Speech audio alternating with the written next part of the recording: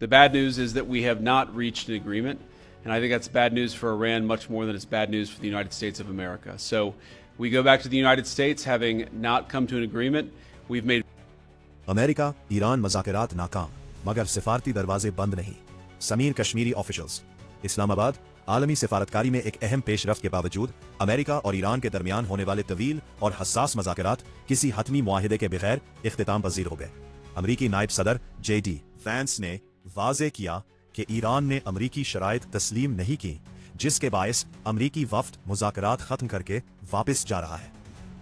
सुबह सवेरे इस्लामाबाद में मीडिया से गुफ्तगू करते हुए जेडी वैंस ने बताया कि तकरीबन 21 घंटे जारी रहने वाली निशिस्त में अहम मामलात पर तफसीली बातचीत हुई, ताहम कोई ऐसा इत्तेफाक राय सामने ना आ सका जो दोनों फरीकैन के लिए काबिल कबूल हो। इनके मुताबिक अमरीका की बुनियादी शर्त यह थी कि ईरान वाज़े और काबिल एतमाद यकीन दहानी कराए कि वो कभी जौहरी हथियार हासिल नहीं करेगा, मगर ईरान की जानिब से ऐसी कोई जमानत नहीं दी गई। उन्होंने मजीद कहा कि अमरीकी टीम ने गैर मामूली लचक और संजीदगी का मुजाहरा किया, मगर ईरान ने तयशुदा शराइत को मानने से गुरेज किया। हमने पूरी दयानतदारी से कोशिश की, लेकिन पेशरफ्त मुमकिन न हो सकी, जेडी वैंस का कहना था। दूसरी जानिब ईरानी खबर रसां एजेंसी तस्नीम ने इस नाकामी की जिम्मेदारी अमरीका पर आयद करते हुए इसे अमरीकी हठधर्मी करार दिया। ईरानी मौक़िफ़ के मुताबिक मुज़ाकरात मुकम्मल तौर पर ख़त्म नहीं हुए, बल्कि ये सिर्फ एक आर्जी वक्फा है और बातचीत का सिलसिला दोबारा शुरू हो सकता है।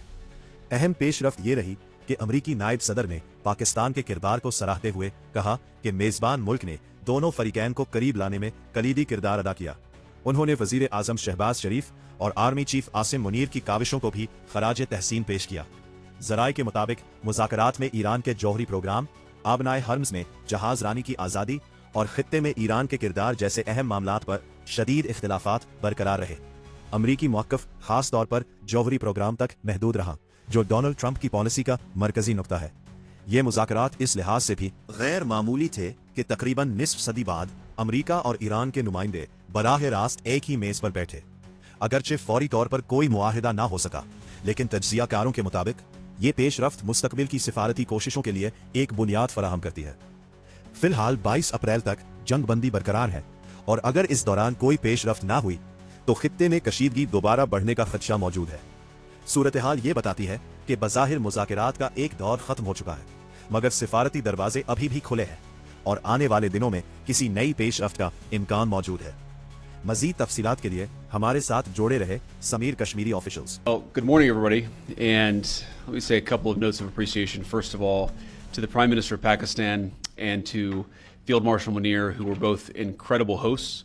And whatever shortcomings in the negotiation, it wasn't because of the Pakistanis, who did an amazing job and really tried to help us and the Iranians bridge the gap and get to a deal. We have been at it now for 21 hours, and we've had a number of substantive discussions with the Iranians. That's the good news. The bad news is that we have not reached an agreement, and I think that's bad news for Iran much more than it's bad news for the United States of America. So we go back to the United States having not come to an agreement. We've made very clear what our red lines are, what things we're willing to accommodate them on, and what things we're not willing to accommodate them on. And we've made that as clear as we possibly could, and they have chosen not to accept our terms. Questions? Sir, Nick Robertson from CNN. Precisely what have they rejected here? Can you help us understand it a little bit? Well, I won't go into all the details because I don't want to negotiate in public after we negotiated for 21 hours in private. But the simple fact is that we need to see an affirmative commitment that they will not seek a nuclear weapon, and they will not seek the tools that would enable them to quickly achieve a nuclear weapon. That is the core goal of the President of the United States, and that's what we've tried to achieve through these negotiations. Again, their nuclear program, such as it is, the enrichment facilities that they had before, they've been destroyed. But the simple question is, do we see a fundamental commitment of will for the Iranians not to develop a nuclear weapon, not just now, not just 2 years from now, but for the long term? We haven't seen that yet. We hope that we will.